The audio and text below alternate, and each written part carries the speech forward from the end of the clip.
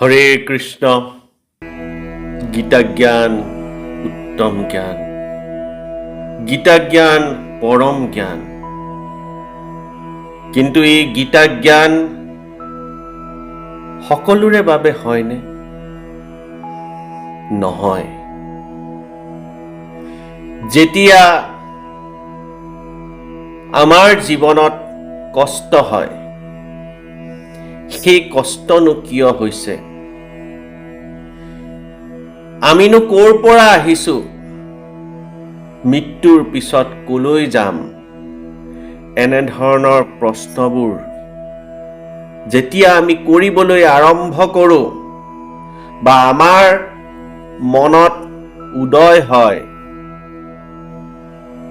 তেতিয়া আমি বুজিব লাগিব যে আমি ভগৱত গীতাখন বুজিবৰ বাবে আমি এজন উপযুক্ত ছাত্ৰ হৈ পৰিছোঁ। একে সময়তে এজন নিষ্ঠাবান ছাত্ৰৰ পৰম পুৰুষ পৰমেশ্বৰ ভগৱান শ্ৰীকৃষ্ণ হৰিৰ প্ৰতি দৃঢ় শ্ৰদ্ধা থাকিব লাগিব। অৰ্জুন তেনে এজন উপযুক্ত ছাত্ৰ আছিল। সেয়েহে ভগৱান শ্ৰীকৃষ্ণই তেখেতক গীতা জ্ঞান দিছিল। মই গীতা ৰসসিন্ধু পাৰ্থ বিজয় বৰুৱাই আজি গীতাৰ প্ৰথম অধ্যায়ৰ 12 সংখ্যক শ্লোক অৰ্থাৎ 12 নম্বৰ শ্লোকৰ পৰা গীতাখন পাঠ কৰিব লৈছোঁ।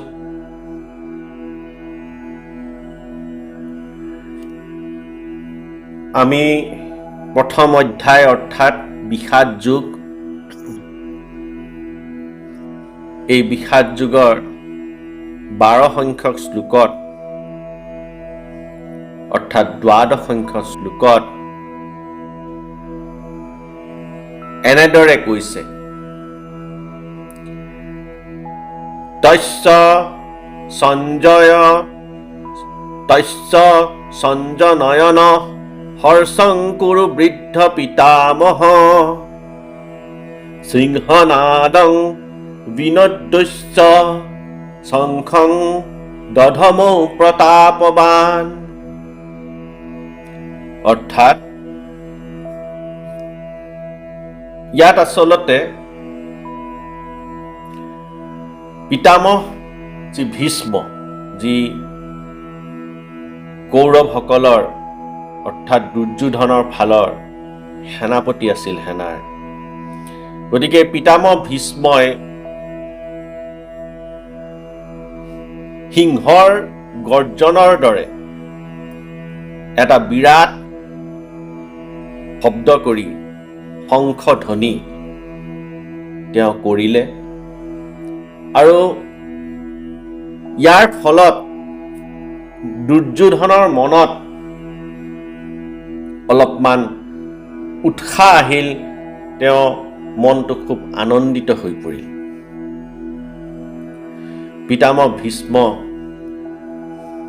যি নিজেই এজন দিব্য পুৰুষ আছিল, তেওঁ জানিছিল যে দুৰ্যোধন আচলতে ভিতৰত ভয় খাই আছে বা নিৰুৎসাহ হৈ আছে।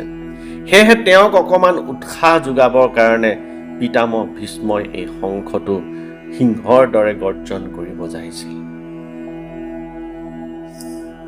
পিতামহ ভীষ্মই ভালদৰে জানিছিল যে পৰম পুৰুষ পৰমেশ্বৰ শ্ৰীকৃষ্ণ যিহেতু ইটো পক্ষত আছে, অৰ্থাৎ পাণ্ডৱৰ পক্ষত আছে, গতিকে পৰমেশ্বৰ যিটো পক্ষত থাকিব সেই পক্ষ জয়ী হ'বই। গতিকে সেই কথা পিতামহ ভীষ্মই জানিছিল। তেওঁ জানিছিল যে সেয়েহে দুৰ্যোধনৰ জয় হোৱাটো সম্ভাৱনা আচলতে নাই। কিন্তু পিতামহ ভীষ্মই নিজৰ কৰ্তব্য বুলি ভাবি তেওঁ যুদ্ধখন সম্পূৰ্ণ নিষ্ঠাৰে পৰিচালনা কৰি নিজৰ কৰ্তব্য পালন কৰিম আৰু সকলো কষ্ট স্বীকাৰ কৰি যুদ্ধখনত সম্পূৰ্ণ নিজে চেষ্টা কৰিব বা সম্পূৰ্ণ যুদ্ধখনত নিজৰ 100% দিব বুলি তেওঁ সাজু আছিল আৰু সেইমতে পিতামহ ভীষ্মই দুৰ্যোধনক উৎসাহ দিবলৈ এনেদৰে চেষ্টা কৰিছিল। এতিয়া 13 সংখ্যক শ্লোক অৰ্থাৎ 13 সংখ্যক শ্লোক পাঠ কৰিব লৈছোঁ।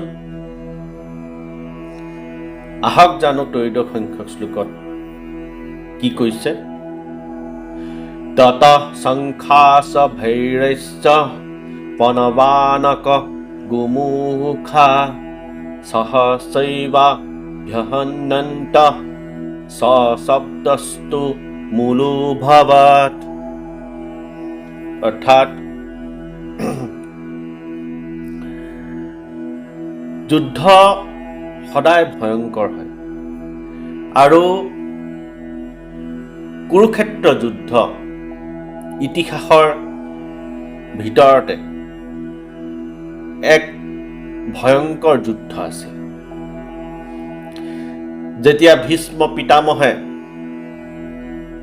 সিংহৰ দৰে গৰ্জন কৰি তেওঁৰ শংখ বজালে, তেতিয়া লগে লগে কৌৰৱ পক্ষত কৌৰৱৰ বাহিনীয়ে যিমানবোৰ বাদ্য আছিলে, ইয়াত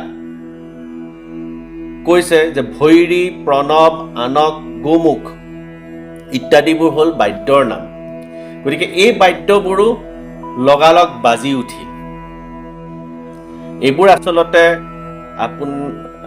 আমি ক'ব পাৰোঁ যে ধৰক মৃদংগ, দবা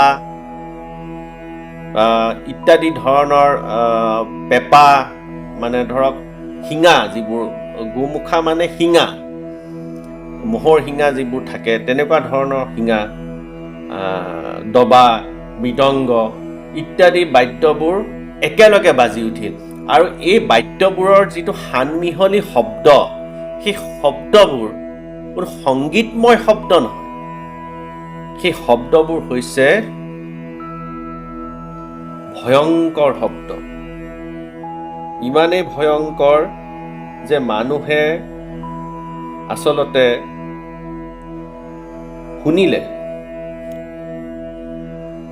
বুজি পাব যে এই যুদ্ধখন আচলতে কিমান ভয়ংকৰ হ'বলৈ গৈ আছে। কুৰুক্ষেত্ৰ যুদ্ধখন, যুদ্ধ কেতিয়াও মনোৰঞ্জক নহয়, ই সদায় ভয়ংকৰেই হয়। এবাৰ যুদ্ধ আৰম্ভ হ'লে কি পৰিস্থিতি হ'ব, কি হ'ব, সেয়া কোনেও নাজানে। কৃষ্ণ। এতিয়া 14 সংখ্যক শ্লোকতনো কি কৈছে সেয়া আমি জানো আহক। 14 সংখ্যক অৰ্থাৎ 14 সংখ্যক শ্লোকত কৈছে, তত সেতৈ হৰৈ যুক্তে মহতি চন্দনে স্থিতৌ মাধৱ পাণ্ডৱ শৈব দিব্যৌ শংখ প্ৰদত্মতু। অৰ্থাৎ যেতিয়া কৌৰৱসকলৰ, ভীষ্মকে আদি কৰি কৌৰৱসকলৰ যিবোৰ বাদ্য আছিল, সেইবোৰ যেতিয়া বাজিলে, তেতিয়া সেই বাদ্যবোৰ বা শংখৰ ধ্বনি শুনি বগা ৰথত, বগা ঘোঁৰা যুক্ত দিব্য ৰথত বহি থকা শ্ৰীকৃষ্ণ আৰু অৰ্জুনেও তেওঁলোকৰ যি দিব্য শংখ আছিলে, শ্ৰীকৃষ্ণৰো যি শংখ সেয়া দিব্য বুলি আমি সকলোৱে জানো, আৰু অৰ্জুনৰ যি শংখ আছিলে সেয়াও এক দিব্য শংখ আছিলে। গতিকে শ্ৰীকৃষ্ণ আৰু অৰ্জুনে তেওঁলোকৰ শংখ দুটা বজালে বা শংখধ্বনি কৰিলে। আৰু এয়া যিহেতু ভগৱানৰ দিব্য শংখৰ ধ্বনি, গতিকে তেওঁৰ দিব্য শংখ য'ত বাজিব, তেওঁ য'ত থাকিব, সেই পক্ষত বিজয় সুনিশ্চিত বুলি আমি ধৰি ল'ব লাগিব। আৰু আনকি যিখন ৰথ, বগা ঘোঁৰাৰে সংযুক্ত যিখন ৰথ অৰ্জুনৰ আৰু শ্ৰীকৃষ্ণ, সেই ৰথখনো আচলতে বহুত দিব্য, কাৰণ সেই ৰথখন আচলতে অগ্নি দেৱতাই অৰ্জুনক উপহাৰ স্বৰূপে দিছিল। গতিকে যুদ্ধত যেতিয়া শংখনাদ হয় বা দিব্য বাদ্যযন্ত্ৰবোৰ বাজি উঠে, সেইটোৰ জৰিয়তে আচলতে সেই যুদ্ধৰ যি সৈন্য সামন্ত আছে তেওঁলোক মটিভেট হয়, তেওঁলোকে উৎসাহিত হয়। আজিলৈ ইমানতে সামৰিছোঁ। কিবা ভুল ভ্ৰান্তি হ'লে সকলোৱে ক্ষমা কৰিব।